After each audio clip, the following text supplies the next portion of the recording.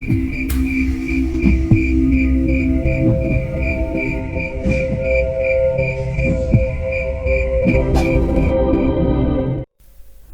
pagi mulai menyinari rumah sederhana milik Rendra dan Mayang, menghangatkan ruang tamu yang dipenuhi dengan harapan. Kalender di dinding dengan foto model artis papan atas ibu kota, memakai perhiasan dan tertulis nama toko di bawah foto cantik model perempuan itu, menunjukkan bahwa kehamilan Mayang telah mencapai hampir 9 bulan.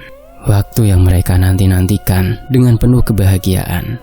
Rendra dengan perut bergejolak campuran antara kegembiraan dan kekhawatiran, mulai menghitung hari-hari menuju kelahiran anak pertama mereka.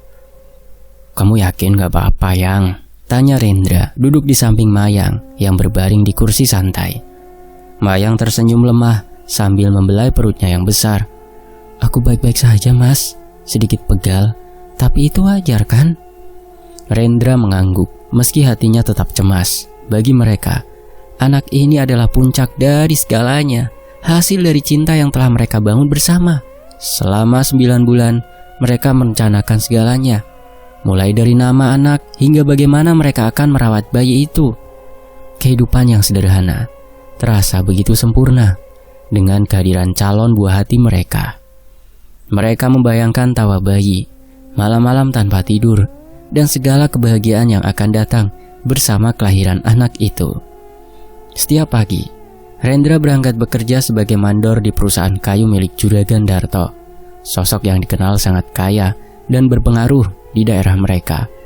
Juragan Darto adalah pria yang dihormati, tidak hanya karena kekayaannya, tetapi juga karena kedermawanannya.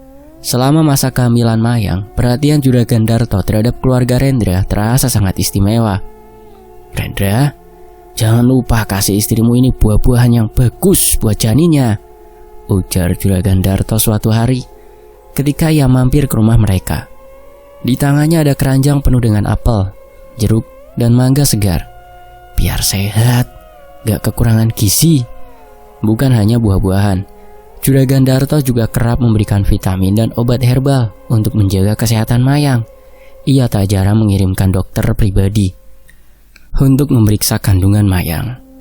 Kebaikannya terasa seperti berkah tak terduga bagi pasangan muda ini, yang sebelumnya hanya bisa mengandalkan penghasilan sederhana Rendra. Juragan Darto bahkan pernah menawarkan untuk membayar seluruh biaya persalinan, sebuah tawaran yang awalnya ditolak dengan sopan oleh Rendra. Meski dalam hati ia merasa sangat terbantu. "Pak Darto itu baik sekali ya, Mas," ujar Mayang suatu malam setelah Juragan Darto pulang dari kunjungan singkat. "Aku merasa beruntung sekali ada orang yang begitu perhatian sama kita." Rendra hanya tersenyum, mengangguk setuju. Namun, jauh di lubuk hatinya ada sedikit kejanggalan yang tak bisa ia abaikan.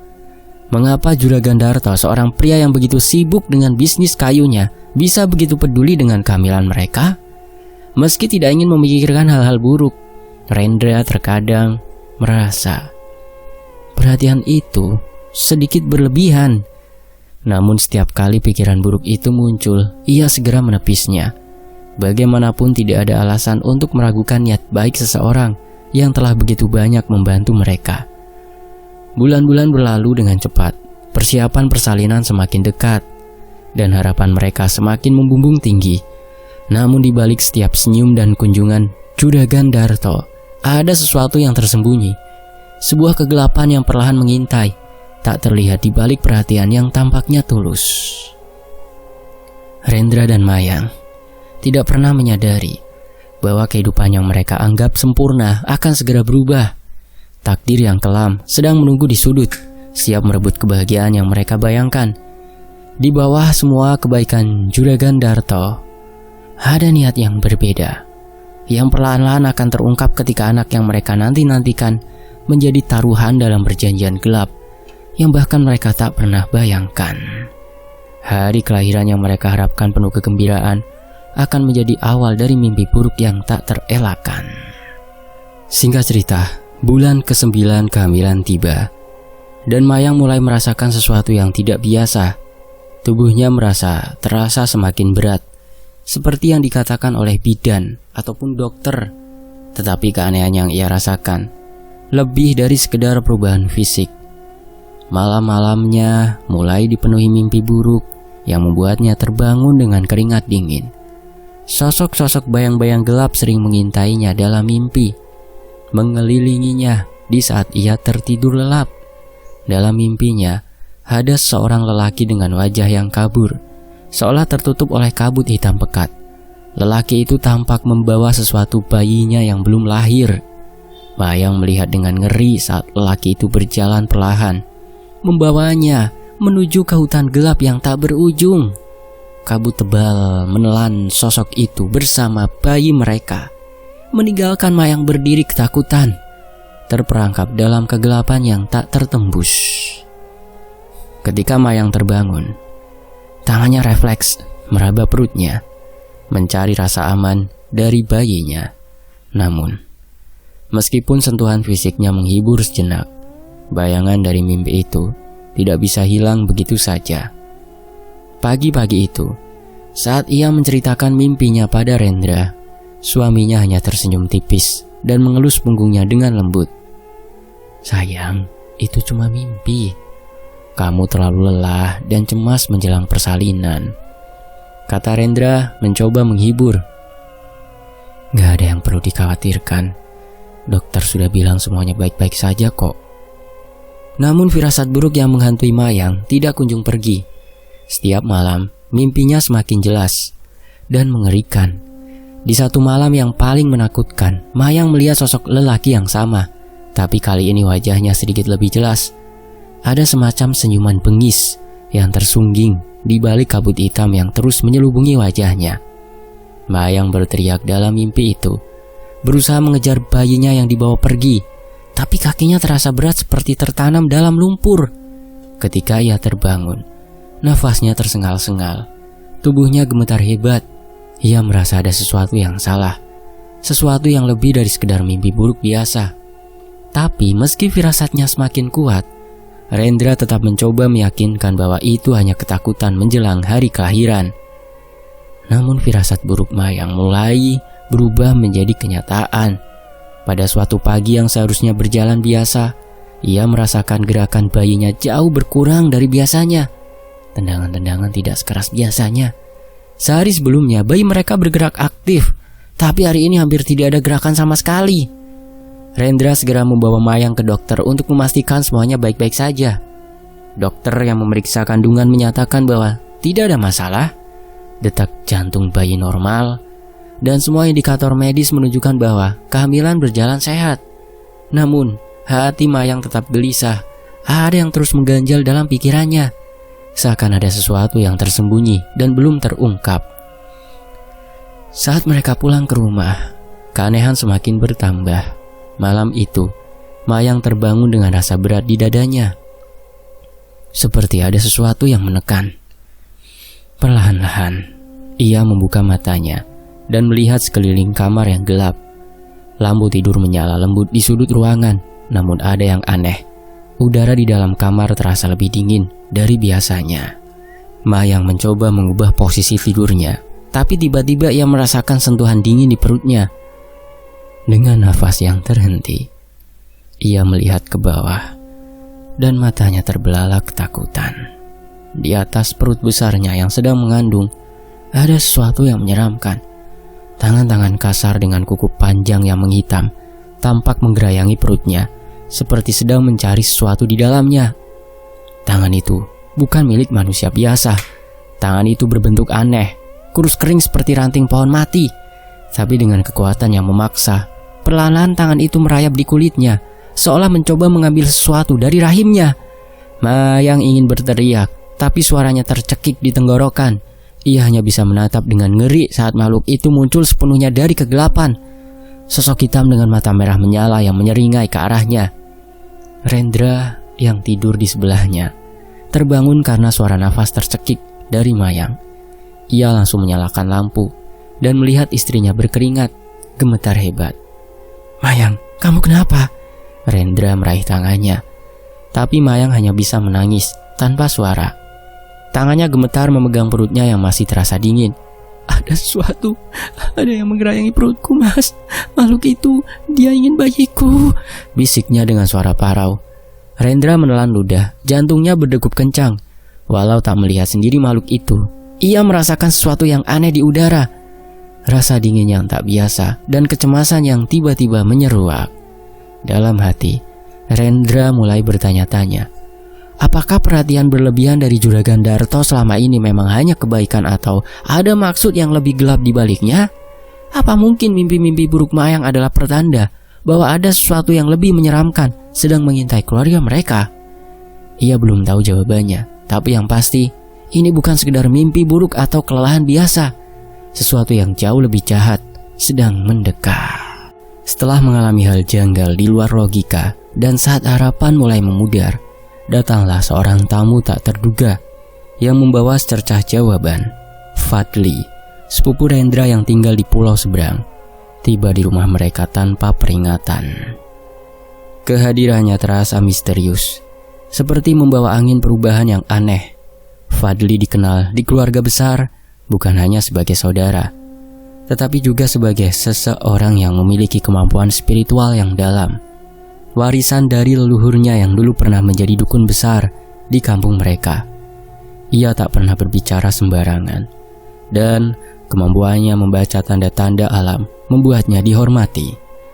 Rendra dan Mayang, meski terkejut dengan kedatangannya, langsung merasakan kelegaan di tengah kekacauan.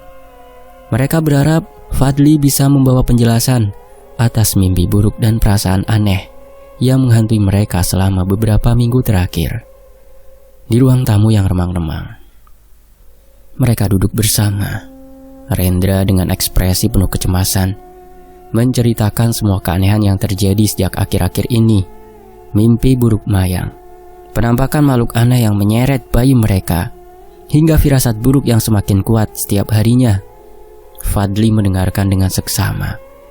Wajahnya semakin serius seiring cerita Rendra mengalir. Saya sudah tahu ada sesuatu yang salah di sini, ujar Fadli dengan nada berat. Matanya yang tajam menatap ke arah Mayang yang terbaring lemah di tempat tidur. Wajahnya pucat dan tubuhnya terlihat letih. Saya mendapat firasat yang kuat sebelum datang ke sini. Ada sesuatu yang tidak wajar mengintai keluarga kalian, dan itu terkait dengan bayi yang belum lahir. Rendra menelan ludah. Keringat dingin mulai mengalir di dahinya. Meski udara di dalam rumah terasa dingin seperti biasanya. Apa maksudmu, Fadli? Fadli menarik nafas dalam, lalu melanjutkan. Malam sebelum saya memutuskan untuk kesini, saya mendapat mimpi yang aneh, tapi terasa sangat nyata. Dalam mimpi itu, saya melihat bayangan hitam besar bergerak di sekitar rumah ini. Bayangan itu tak memiliki wajah, hanya sosok gelap dengan tubuh yang bengkok dan mengerikan. Di tangannya ia menyeret sesuatu. Rendra dan Mayang menahan nafas, mata mereka lebar penuh teror. Yang dia seret, lanjut Fadli, yang dia seret adalah bayi kalian yang belum lahir, terbungkus dalam semacam kain hitam yang kotor. Makhluk itu menyeretnya ke dalam hutan, di mana tak ada jalan keluar, dan ia tertawa dengan suara yang menakutkan. Tawa itu menggema, seperti berasal dari tempat yang jauh, tapi begitu dekat. Saya yakin itu bukan sekedar mimpi. Mendengar cerita Fadli, Mayang mulai gemetar. Itu seperti yang aku alami dalam mimpiku, bisiknya hampir tak bersuara. Rendra terdiam, pikirannya berputar-putar, berusaha mencerna semua ini. Mimpi yang dialami Fadli identik dengan mimpi buruk Mayang. Tak mungkin ini hanya kebetulan. Hatinya mulai mencelos, mengingat perhatian Juragan Darto yang berlebihan selama ini. Apakah semua ini terkait dengan bosnya? Seolah menjawab pertanyaannya yang tak terucap, Fadli berdiri dan berjalan ke sudut ruangan, di mana suasana semakin berat dan sunyi. Aku bisa merasakan kehadirannya di sini, bisik Fadli dengan suara rendah. Matanya menyipit, seolah melihat sesuatu yang tidak kasat mata. Tiba-tiba, udara di sekitar mereka menjadi dingin. Nafas mereka mulai terlihat dalam kabut kecil di udara. Lampu di ruangan itu berkelip lemah, dan di sudut mata Rendra, ia melihat sesuatu bergerak di balik bayangan. "Shh," Fadli menenangkan, mengangkat tangannya untuk memberi isyarat agar semua tetap diam. Dan saat itulah mereka melihatnya. Makhluk itu muncul dari kegelapan. Bayangan hitam, besar, dengan tubuh kurus melengkung seperti pohon tua yang mati, melangkah pelan dari sudut ruangan. Matanya tidak ada, hanya lubang hitam yang dalam dan kosong. Sosok itu bergerak mendekati Mayang. Tubuhnya seperti melayang, dan di tangannya yang panjang dan kurus tergenggam sesuatu yang berbentuk seperti bayi, terbungkus kain hitam kusut. Mayang mencengkeram tangan Rendra, tak mampu mengalihkan pandangannya dari makhluk itu. Bayangan hitam itu tersenyum, atau lebih tepatnya, bibirnya yang tak berbentuk tertarik ke atas dalam ekspresi menyeramkan. Dari mulutnya terdengar suara tawa pelan menggema di seluruh ruangan, menciptakan getaran di udara yang menusuk ke dalam tulang mereka. Makhluk itu mendekat, dan tangannya yang panjang mulai meraih perut Mayang. Kuku-kuku panjangnya menelusuri kulit perut yang besar itu, seolah-olah sedang mencari sesuatu yang tersembunyi di dalamnya. Juragan Darto, bos yang begitu baik selama ini, ternyata memiliki niat yang sangat keji. "Fadli, tolong, apa yang harus kita lakukan?" Suara Rendra hampir tak terdengar, namun penuh dengan rasa putus asa. Fadli menatapnya, dan dengan nafas dalam ia berkata, "Aku akan mencoba melawan, tapi kalian harus siap. Ini bukan pertempuran yang mudah." Setelah melakukan semedi dan penerawangan yang mendalam, Fadli duduk dengan nafas yang berat. Keringat dingin membasahi dahinya. Meskipun malam itu terasa begitu dingin, ia membuka matanya perlahan, mengalihkan pandangannya ke arah Rendra dan Mayang yang gelisah menunggu di sudut ruangan.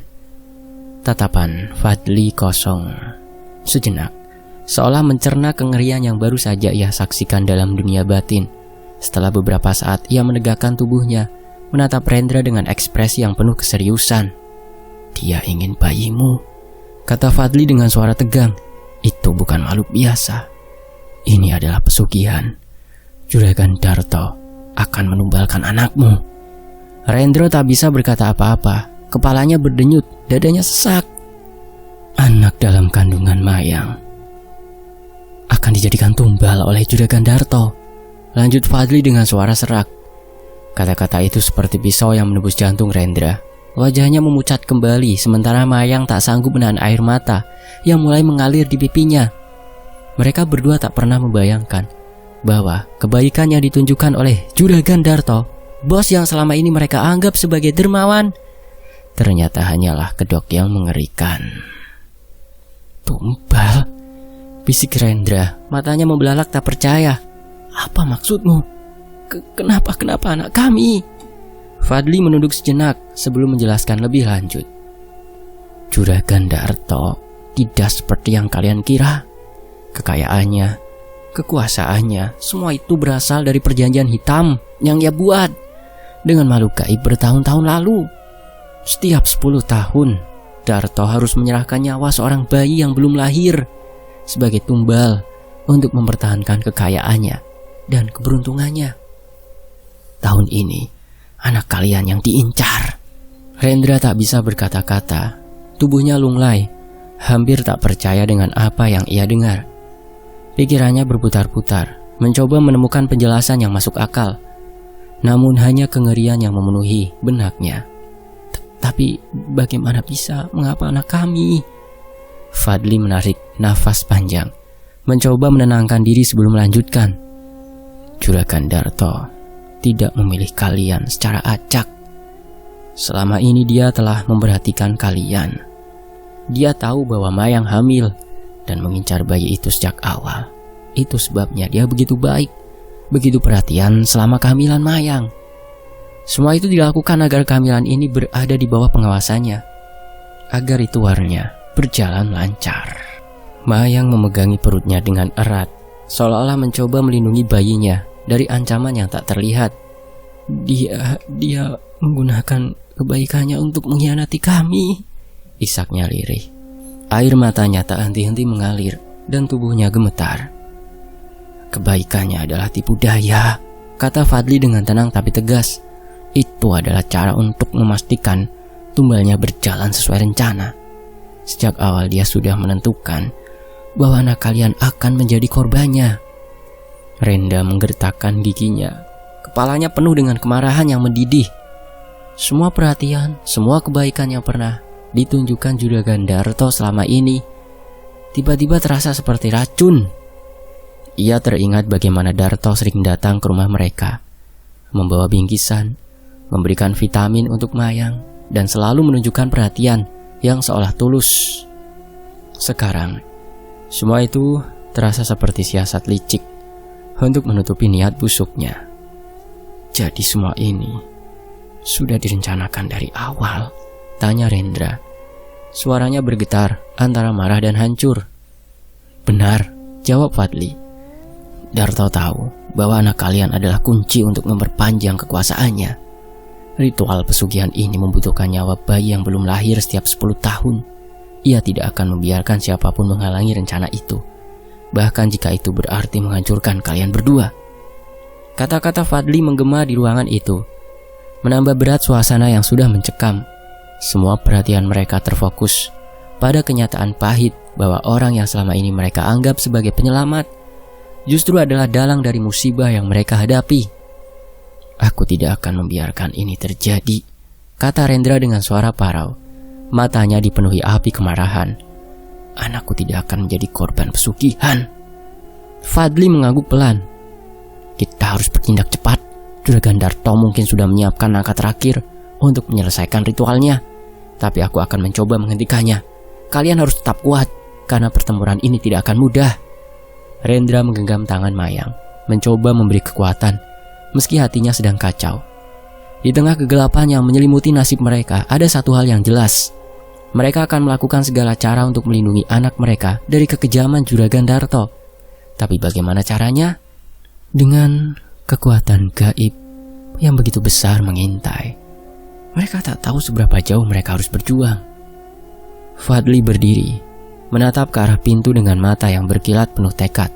Ia tahu bahwa pertempuran ini tidak hanya soal melawan Juragan Darto, tapi juga makhluk halus yang bersekutu dengannya. Dan untuk mengalahkan kekuatan seperti itu, mereka harus siap menghadapi kegelapan yang lebih dalam dari yang pernah mereka bayangkan. Malam itu, angin dingin berhembus kencang, membawa hawa mistis yang menyesakkan. Di tengah suasana yang mencekam, Fadli bersiap di halaman rumah Rendra dan Mayang. Ia menyalakan dupa di sekelilingnya, menggambar pola-pola gaib di tanah yang menghubungkan kekuatannya dengan alam semesta dan para leluhur.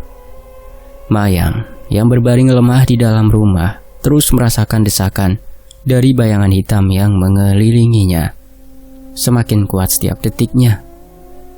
Sementara itu Rendra berdiri di sudut ruangan, cemas namun penuh harap, mempercayakan nasib istri dan anaknya kepada Fadli. Dalam heningnya malam, Fadli mulai melantunkan mantra dengan suara yang rendah dan khusyuk, memohon perlindungan dari leluhur dan kekuatan gaib yang baik. Energi di sekitar tempat itu terasa berubah. Udara yang tadinya dingin semakin berat, seakan ada kekuatan besar yang sedang menantang Fadli. Namun dia tetap tenang, matanya terpejam, fokus penuh pada ritual yang ia jalankan. Ketika mantra yang ia lantunkan semakin dalam, tiba-tiba terdengar suara gemuruh yang jauh, seakan-akan datang dari kedalaman bumi. Dari balik kegelapan, bayangan hitam yang selama ini menghantui Mayang muncul dengan wujud yang mengerikan. Makhluk itu menjelma menjadi sesosok bayang-bayang tinggi besar dengan mata merah menyala. Tangan panjangnya berusaha meraih perut Mayang, ingin mengambil nyawa bayi yang ada di dalamnya. Makhluk itu adalah pelayan gaib Juragan Darto yang dikirim untuk menyelesaikan ritual pesugihan. Fadli yang berada di luar rumah merasakan kehadiran makhluk itu. Ia tak membuang waktu. Dengan tatapan tajam dan kekuatan batin yang ia kumpulkan, Fadli segera melantunkan mantra penolak yang lebih kuat, membangun benteng gaib di sekeliling rumah. Bayangan hitam itu menggeliat marah, mencoba menerobos perlindungan yang telah dibuat Fadli. Tubuhnya melesat cepat ke arah Mayang. Tapi seketika itu juga, benturan kekuatan spiritual dari Fadli menghentikan langkahnya. Makhluk itu memekik, suaranya menembus malam yang dingin, memekakkan telinga. Tubuhnya mulai bergetar hebat, seakan ditahan oleh kekuatan yang lebih besar. Fadli yang berada dalam posisi trans terus menguatkan mantra-mantranya, memperkuat ikatan dengan kekuatan alam semesta. Di dalam rumah, Rendra memeluk Mayang erat, berdoa dalam hati agar semua ini segera berakhir. Pertarungan tak terlihat itu berlangsung dengan penuh ketegangan. Setiap kali makhluk hitam itu mencoba mendekati Mayang, Fadli menghalanginya dengan mantra-mantra kuat yang mematahkan cengkraman gaib makhluk tersebut. Tangan panjangnya yang penuh kegelapan terulur dengan putus asa, tapi kekuatan spiritual Fadli semakin kuat, membuat makhluk itu tak berdaya. "Aku tidak akan membiarkanmu mengambil bayi ini," seru Fadli dalam hati. Suaranya menggema di dalam dirinya. Dengan satu tarikan nafas terakhir, Fadli melantunkan mantra pamungkas. Mantra yang memutuskan ikatan gaib antara Juragan Darto dan makhluk jahat yang ia kirimkan. Tiba-tiba, bayangan hitam itu mulai pecah. Tubuhnya hancur berantakan, menjadi serpihan asap hitam yang menghilang di udara. Mayang menghela nafas panjang, merasakan beban besar yang seolah terlepas dari dirinya. Keheningan menyelimuti malam. Fadli terhuyung, kelelahan setelah pertempuran batin yang menguras tenaga dan jiwanya. Ia tahu bahwa pertarungan telah dimenangkan, namun usaha yang harus dijalani tak kecil. Meski bayi dalam kandungan Mayang telah diselamatkan, Juragan Darto tak bisa lari dari karma yang ia ciptakan sendiri. Dan keesokan harinya, kabar mengejutkan datang dari rumah Juragan Darto. Pria kaya raya yang selama ini dihormati di kampung itu ditemukan tak bernyawa di rumahnya. Tubuhnya membeku dalam posisi meringkuk, matanya terbuka lebar dengan tatapan kosong penuh ketakutan. Di sekelilingnya, benda-benda di rumahnya rusak, seolah-olah ada kekuatan besar yang menghancurkannya dari dalam. Para tetangga yang menemukannya mengaku mendengar suara jeritan memilukan di malam hari, tetapi tidak ada yang berani mendekat. Tak seorang pun tahu apa yang sebenarnya terjadi pada Juragan Darto. Namun Fadli tahu karma akan membalas dendam. Setelah ritual malam itu, hidup Juragan Darto mulai berubah drastis. Awalnya hanya tanda-tanda kecil. Ia sering terbangun di malam hari dengan keringat dingin membasahi tubuhnya, tercekik oleh perasaan aneh yang tak ia pahami. Mimpi buruk terus menghantuinya, menampilkan sosok-sosok makhluk yang mengitari dirinya, memandanginya dengan tatapan penuh dendam. Namun yang lebih mengerikan adalah saat ia terjaga. Bayangan-bayangan itu tidak hilang, mereka tetap ada, melayang di sudut-sudut ruangan seakan menunggunya lengah. Kesehatan Juragan Darto mulai merosot dengan cepat. Tubuhnya yang dulu kokoh dan berwibawa kini tampak lemah dan rapuh. Wajahnya semakin pucat, matanya cekung, dan tubuhnya mulai menggigil tanpa sebab. Kunjungan ke dokter tidak membuahkan hasil. Tidak ada diagnosa medis yang dapat menjelaskan kemunduran kesehatannya. Obat-obatan modern dan tradisional tidak berpengaruh. Bahkan para dukun sakti yang biasa ia kunjungi untuk memperkuat pesugihan tak mampu memberikan jawaban. Setiap upaya untuk mendapatkan pertolongan berakhir sia-sia. Juragan Darto juga mulai merasakan dampak pada bisnisnya. Usaha kayu yang selama ini menjadi sumber kekayaannya mulai mengalami kemunduran secara misterius. Kecelakaan kerja sering terjadi di pabriknya. Pesanan kayu tiba-tiba dibatalkan, dan mitra bisnis yang selama ini setia satu persatu mulai menjauh. Banyak yang mengaku melihat hal-hal aneh di pabrik kayu milik Juragan Darto. Suara-suara gaib, bayangan yang berkelebat di antara tumpukan kayu, dan bahkan penampakan sosok tinggi besar yang sering terlihat berdiri di pojok pabrik ketika malam tiba. Para pekerja takut, dan beberapa di antaranya berhenti bekerja, meninggalkan tempat itu dengan perasaan was-was. Semakin hari, bayangan-bayangan yang dulu menjadi sekutu gaib Juragan Darto dalam perjanjian pesugihan itu kini berbalik menjadi terornya. Setiap malam, mereka mendatangi Juragan Darto, muncul di setiap sudut rumahnya, menatapnya dengan tatapan yang sangat mengerikan, mengikutinya kemanapun ia pergi. Pada malam-malam tertentu suara jeritan dan tawa gaib terdengar di rumahnya, memecah keheningan. Juragan Darto yang dulu begitu berkuasa, kini hidup dalam ketakutan yang tak terlukiskan.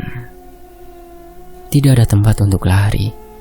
Setiap kali ia mencoba melarikan diri dari bayangan-bayangan itu, mereka kembali lebih kuat, menghancurkan ketenangannya.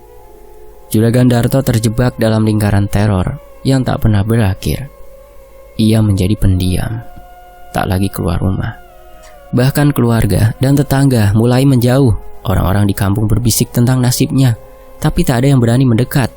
Mereka tahu bahwa ada sesuatu yang lebih besar, lebih gelap, yang sedang menghantui hidup Juragan Darto.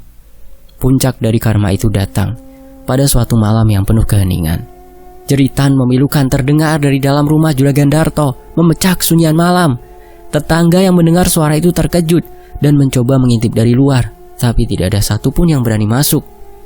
Ketika akhirnya pagi datang, tubuh Juragan Darto ditemukan tergeletak di tengah rumahnya, membeku dalam posisi meringkuk, matanya terbelalak lebar, penuh dengan ketakutan. Di wajahnya tampak ekspresi ngeri, seolah ia melihat sesuatu yang begitu mengerikan pada saat-saat terakhir hidupnya. Di sekitar tubuh Juragan Darto, barang-barang di rumahnya berserakan, kaca-kaca pecah, dan dinding-dinding penuh dengan goresan-goresan aneh. Seakan ada kekuatan besar yang berusaha keluar dari tempat itu. Tak ada yang bisa menjelaskan apa yang sebenarnya terjadi malam itu. Namun satu hal yang pasti, bayangan-bayangan hitam yang dulu ia andalkan untuk kekuasaan, kini telah mengambil nyawanya sebagai pembayaran. Juragan Darto meninggal dalam keadaan mengenaskan, terjebak dalam kegilaan dan ketakutan yang diciptakan oleh perbuatannya sendiri. Karma telah bekerja dengan caranya sendiri. Tidak ada seorang pun yang berani menghadiri pemakamannya. Bahkan keluarganya sendiri menjauh. Semua orang tahu, pada akhirnya, kejahatan tidak pernah bisa menghindar dari balasannya. Kisah hidup Juragan Darto menjadi peringatan bagi penduduk kampung dan sekitarnya. Mereka tahu bahwa kekayaan yang diperoleh dari perjanjian gelap akan selalu memiliki harga yang harus dibayar. Dan Juragan Darto telah membayar dengan nyawanya. Akhirnya setelah melewati hari-hari penuh ketegangan dan rasa takut, Mayang mulai merasakan kontraksi tanda kelahiran. Rasa sakit yang melilit perutnya seolah menjadi penanda bahwa pertempuran panjang yang mereka hadapi kini berada di titik akhirnya. Rendra, yang sejak awal bersiaga, segera memanggil bidan desa. Sementara Fadli menyiapkan segala sesuatu yang dibutuhkan untuk membantu proses kelahiran secara spiritual. Memastikan tidak ada lagi kekuatan gelap yang mengintai di balik kelahiran ini. Di tengah malam yang sunyi, hanya terdengar suara nafas Mayang yang berat dan doa yang lirih keluar dari bibir Fadli. Suasana rumah terasa tegang, seperti ada energi yang memuncak seiring waktu berlalu. Rendra menggenggam erat tangan Mayang, berusaha menenangkan istrinya yang berjuang keras untuk melahirkan anak mereka. Ia tahu, bukan hanya fisik Mayang yang sedang diuji, tetapi juga jiwa mereka yang harus bertahan dalam pertarungan yang tak kasat mata. Saat fajar perlahan muncul di cakrawala, akhirnya terdengar suara tangisan nyaring yang menandakan lahirnya seorang bayi laki-laki. Tangisan itu terdengar nyaring, menggema di seluruh rumah, seakan mengusir sisa-sisa kegelapan yang selama ini mengancam keluarga kecil mereka. Rendra menangis bahagia, memeluk erat Mayang yang masih terbaring lemah di ranjang. Dengan air mata kebahagiaan yang tak tertahankan, ia menatap wajah bayi mereka. Buah hati yang selama ini ditunggu-tunggu. Di pojok ruangan, Fadli menutup mata dan tersenyum tipis. Ia merasakan kehadiran energi yang berbeda, damai, dan tenang. Seolah-olah ancaman dari dunia lain yang selama ini mengejar mereka telah lenyap. Alhamdulillahirrabbilalamin. Gumamnya pelan, merasakan kemenangan atas segala teror yang menghantui mereka. Rendra dan Mayang kini dapat bernafas lega. Setelah semua yang mereka lalui, mimpi-mimpi buruk, penampakan makhluk gaib, dan rahasia kelam yang akhirnya terungkap. Akhirnya kebahagiaan datang. Mereka tahu bahwa anak ini bukan hanya hadiah, melainkan simbol kemenangan atas kejahatan yang berusaha merenggut kebahagiaan mereka. Sebelum Fadli bersiap untuk kembali ke pulau seberang, ia memberikan nasihat terakhir pada Rendra dan Mayang. Ingatlah, katanya menatap mereka dengan penuh kebijaksanaan.